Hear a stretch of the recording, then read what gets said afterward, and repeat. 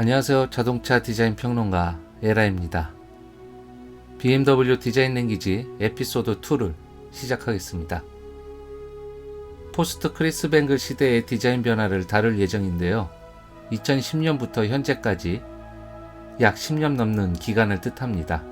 그리고 이것은 2009년 크리스 뱅글의 후임으로 임명된 아드리안 반 후이동크의 시대를 일컫습니다. 그럼 아드리안 반 후이동크의 시대라고 하면 되지 왜 굳이 포스트 크리스 뱅글이냐고 묻는다면 제 개인적인 평가로 아드리안은 크리스만큼의 디자인 역량이 되지 않다고 생각하기 때문입니다. 앞서 에피소드 1에서 봤듯이 한 명의 총괄 수석 디자이너가 모든 디자인에서 아이디어를 낼 수 없습니다.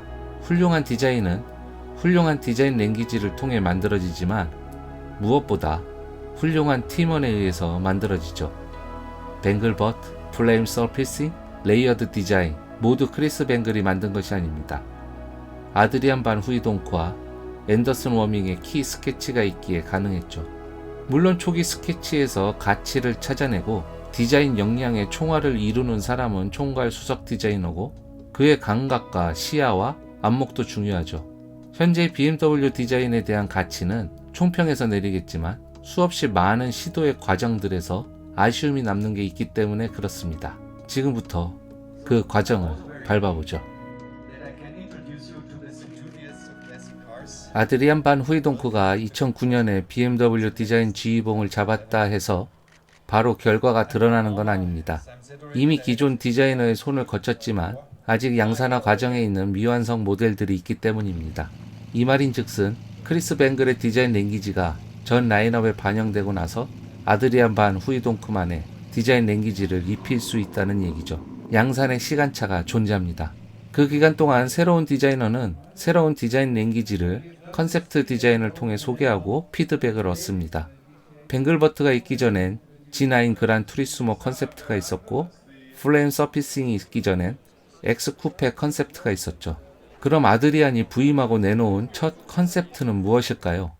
바로 328 오마주 컨셉트입니다. 2011년에 328 모델의 탄생 75주년이 되는 걸 기념해서 만들어졌습니다. 328은 이탈리아에서 열린 1000마일 경주라는 뜻의 밀레 밀리아에서 서킷 최고 평균 속도 기록을 보유한 모델입니다. 당연히 그 외에 많은 경주에서 우승 경력이 있는 30년대 BMW 최고의 모델이죠. 즉 328은 스포츠 드라이빙의 즐거움을 나눈다는 슬로건을 내세우는 BMW 역사의 시작과도 같은 모델입니다. 자, 여러분은 후이동크가 BMW 디자인을 총괄하는 자리에서 내놓은 향후 BMW 디자인의 방향을 가늠할 수 있는 첫 컨셉트카 328 오마주를 보고 바로 무엇이 눈에 띄었습니까? 열이면 열, 모두 버티컬 키드니 그릴을 거론할 것입니다. 당시 이 그릴 스타일이 BMW 디자인 랭귀지가 될 것이라고는 상상하지도 못했을 것입니다. 왜냐? 오마주 컨셉이라 이름이 붙여졌기 때문입니다. 그 옛날 328의 그릴이 세로이기 때문에 단순히 세로 형태의 그릴을 따온 것이죠. 피드백이 좋으면 세로 방향의 키드니 그릴을 새로운 디자인 랭귀지로 확정할 수도 있겠죠. 그런데 피드백이 그렇게 좋지는 않았나 봅니다. 1년 뒤인 2011년 커넥티드 드라이브 컨셉트는 가로로 긴 키드니 그릴로 회귀했습니다. 키드니 그릴을 제외한다면 328 오마주와 상당히 흡사한 프로파일과 디자인을 갖고 있습니다. 당시에는 아우디의 싱글 프레임 그릴이 커다란 센세이션을 일으키고 있을 때였습니다.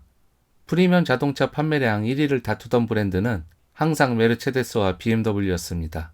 싱글 프레임이 라인업에 대중화된 시기는 2005년이었고 이때 판매량이 한번 비약적인 점프를 합니다. 그리고 2010년에는 정점을 찍죠. 아우디 역사 최초로 판매량 100만 대를 넘기며 프리미엄 브랜드 1위에 오르는 기염을 토했습니다. 싱글 프레임은 라지에이터 그릴과 로우어 그릴을 하나로 합친 디자인입니다. 많은 브랜드들이 싱글 프레임 스타일을 벤치마킹하기 시작했습니다. 렉서스, 제네시스 같은 이류 프리미엄 브랜드들은 무조건 추종했습니다. 싱글 프레임은 그렇지 않은 디자인을 구시대 스타일로 몰아갔으니까요. 메르체데스는 싱글 프레임을 벤치마킹하기 쉬운 구조입니다. 싱글 프레임이 등장하기 이전부터 메르체데스는 라지에이터 그릴이 컸습니다. 그릴의 크기로 중후한 느낌을 내었죠. 로우어 그릴을 없애고 기존 그릴을 좀 더 키우면 그게 벤츠식 싱글 프레임이 되는 거였죠. 그런데 그건 아우디가 한 방식과 똑같아집니다. 명색이 벤츠인데 자존심이 허락을 하지 않았습니다. 범퍼의 돌출을 조금씩 줄이기는 했지만 그릴들의 레이아웃은 변치 않았죠. 그러다 2010년 F800 스타일이라는 컨셉트를 내놓습니다. 이런 컨셉트카 디자인을 하는 부서를 흔히 어드밴스드 디자인이라고 하죠. 새로운 디자인 랭귀지를 창조하는 곳입니다. 여기엔 자랑스러운 한국인이 수장으로 앉아있죠. 바로 이일환 디자이너입니다. F800도 당연히 그의 손을 거쳤습니다. 당시 보드진들이 얼마나 디자인을 마음에 들어 했는지 사진을 보면 알 수 있죠. 다 앞에 서서 사진을 한 장씩 찍었습니다. F800엔 스타일이란 부명칭이 붙었습니다. 이를 통해 향후 메르체데스 디자인이 추종할 스타일이라는 걸 예측할 수 있습니다. 실제로도 이 F800의 프런트 마스크는 싱글 프레임 시대에 대응하는 디자인으로 채택되었죠. 싱글 프레임이나 F800 마스크나 범퍼를 없앤다는 목적은 똑같습니다. 싱글 프레임은 두 개로 나눠진 그릴을 통폐합했지만 F800은 그대로 분리되어 있습니다. 대신 라지에이터 그릴을 앞으로 돌출시켜 부각시켰죠. 입체적으로 튀어나와 있습니다. 로우어 그릴은 라지에이터 그릴 파트에 깊숙한 곳으로 들어가 있어 라지에이터 그릴의 입체성을 더욱 높여줍니다. 대신 양쪽 측면의 에어 인테이크는 라지에이터 그릴과 같은 라인으로 돌출되어 전통적으로 자리 잡았던 범퍼와 같은 위치입니다. 즉, 기존 범퍼의 양쪽 면은 살리고 라지에이터 그릴이 범퍼의 기능을 하는 것처럼 쑥 튀어나왔죠. 범퍼가 3분할된 것처럼 보입니다. 로우어 그릴은 주연들의 입체성을 살리는 조연으로 자리 잡았습니다. 범퍼리스에 대한 메르체데스 벤츠식 스타일이죠. 그에 반해 BMW의 키드니 그릴은 로우어 그릴과 하나로 합칠 수 없는 구조입니다. 아니, 합칠 수는 있는데 그릴이 가운데가 벌어져 있어서 합치게 되면 수직적인 구조를 강조합니다. 강조해도 너무 강조합니다. 세로의 수직적인 이미지는 역동적이고 운동성이 넘치는 스타일과는 거리가 멉니다. 중후하고 고풍적인 스타일이 되어버리죠. 롤스로이스의 그릴이 대표적입니다. 판테온 신전을 형상화한 것인데 신전이라는 게 신을 모시고 제사를 하는 곳이잖아요. 엄숙하고 위압적이어야 하죠. 그래서 세로로 높은 기둥들을 세우는 겁니다. 높이에 압도당하고 위를 우러러 볼 수밖에 없는 구조죠. 보수적인 마인드를 가진 럭셔리 디자인들의 사고는 비슷합니다. 메르체데스의 하이엔드 럭셔리 브랜드 마이바흐도 동일합니다.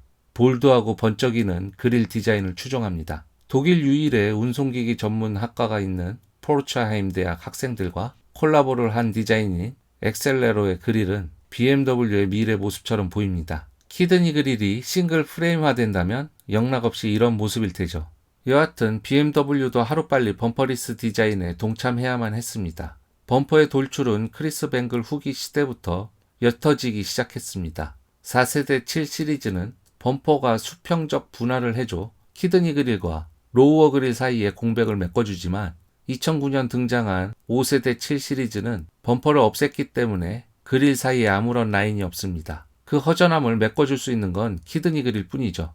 라지에이터 그릴을 헤드라이트보다 더 앞으로 돌출시켰고 크기를 키울 수밖에 없었습니다. 전 세계 자동차 디자인 시내는 싱글 프레임이 유행하면서 그릴이 커지기 시작했습니다.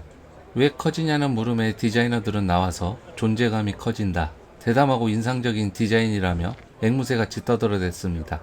그래야 소비자에게 인상을 강하게 남기고 그래서 많이 팔리지 않겠냐는 심산이었죠. 지금도 그런 상술에 기댄 디자인은 유행 중입니다. 이성적인 기능과는 무관한 감성적인 형태에만 골몰한 결과물이죠. 또 약간의 소비자 기만도 들어가 있습니다. 몇천만 원이나 하는 자동차를 인상에 남아서 소비한다니요. 당시 BMW는 328 오마주 컨셉트에서 버티컬 키드니 그릴을 시험했다가 다시 비슷한 컨셉트인 커넥티드 드라이브에선 호리전틀 타입으로 바꾸는 걸 보면서 꽤 많은 고심에 빠진 상태지 않았나 생각해 봅니다. 그런 고민의 결과는 세컨드 제너레이션 1 시리즈와 같은 어정쩡한 디자인으로 양산됐습니다. 디자인만으로도 엄청난 이슈를 만들어냈죠. 범퍼를 없앤 빈자리의 공백을 메꿔보고자 키운 키드니 그릴이 어색하여 피아트 500스런 엣지를 넣었지만 4년 뒤 등장한 페이스리프트가 디자인을 평가해줬습니다. 전작의 형태를 지워버린 페이스리프트 디자인을 내놓는 모습은 BMW 역사에서 보기 드문 현상이었습니다. BMW 아이코닉 모델인 3 시리즈는 이피션트 다이내믹스 컨셉트에서 선보였던 키드니 그릴 스타일을 접목시키면서 다행히 호평을 받았습니다. 범퍼가 사라져 부족한 입체성을 키드니 그릴에서 만회한 디자인이죠. 이쯤에서 아드리아는 선택을 했어야 했습니다. 새로운 디자인 랭귀지에 대한 멋들어진 초안을 내놔야 했죠.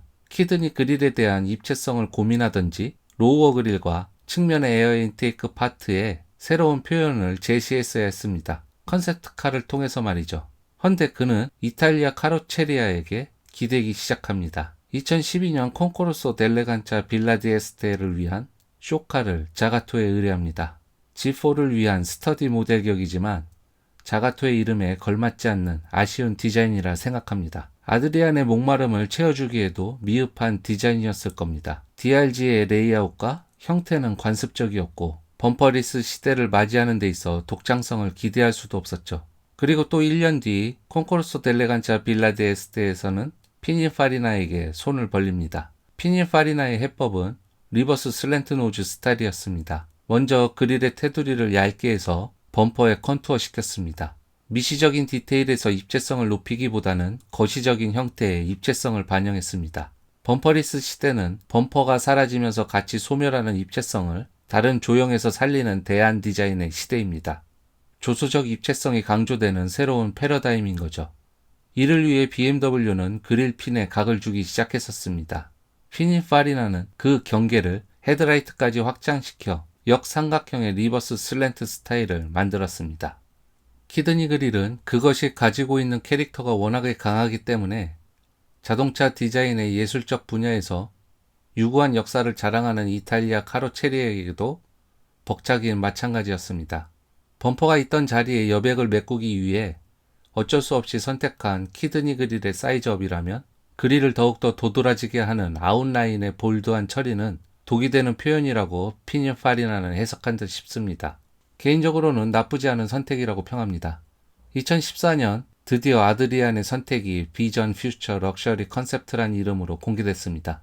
당시 BMW 헤드 디자이너는 현대 기아 디자인을 맡고 있는 카림 하비브였습니다. 카림 하비브는 좋은 디자이너라고 생각합니다. 비전 퓨처 럭셔리의 바디 볼륨은 너무나도 매력적입니다. 어퍼 캐릭터 라인은 아주 강렬한 엣지로 치장했고 로어 캐릭터 라인은 우아한 볼륨으로 아름답죠. 또 근육의 힘줄처럼 강인하기도 합니다. 도어를 열었을 때 그 단면의 흐름이 너무나도 화려하죠. 리어뷰에서 보여지는 오목과 볼록의 향연은 아찔하게 아름답습니다.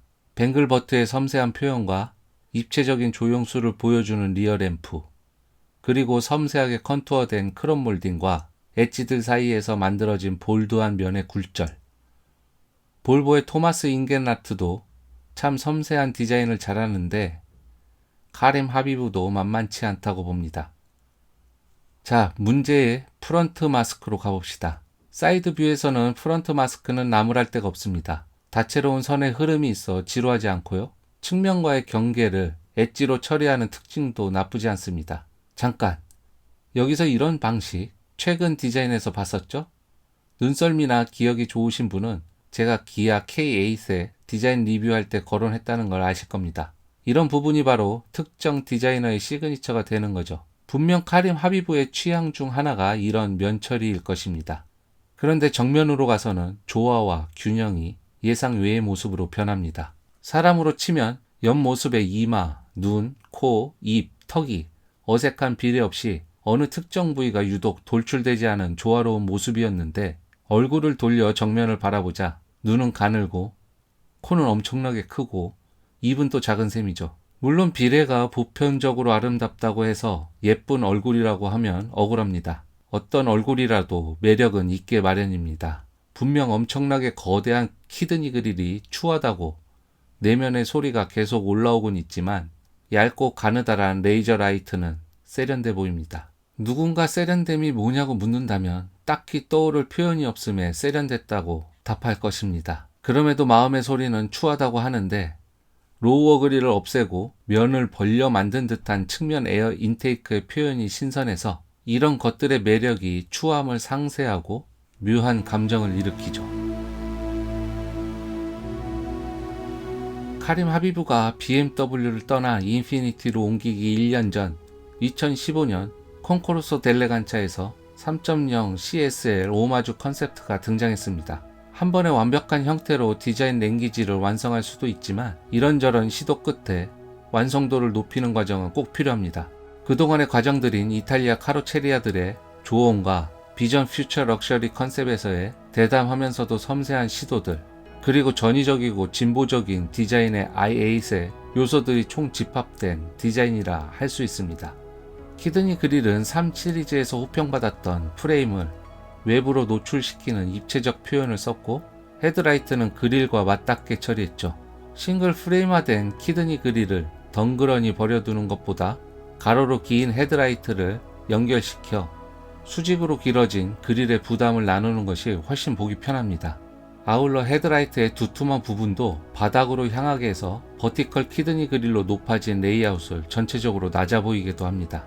어차피 그릴을 수직으로 길게 늘릴 심산이라면 주변의 조형 요소들이 메인 형태의 단점을 나누고 상쇄하는 노력이 필요합니다. 그렇게 해서 조화와 균형을 찾아가는 거죠. 로어 그릴과 사이드 범퍼의 표현 역시도 들어가고 나옴으로써 입체적 조형수를 구현합니다. 메르체데스의 F800 스타일과 맥락이 같죠. 다만 다른 점은 원작인 1972년산 3.0 CSL처럼 리버스 슬랜트 노즐을 가졌다는 점이죠. 그리고 리버스 슬랜트 노즐은 역동적이고 스포티한 드라이빙 감각을 추종하는 BMW 디자인에 참 잘 어울립니다. 하지만 아드리아는 돌연 2017년 X7i 퍼포먼스 컨셉트와 i 비전 다이내믹스 컨셉트를 동시에 내놓으면서 싱글 프레임 시대에 대응하는 키드니 그릴 형태를 원점으로 돌려놓습니다.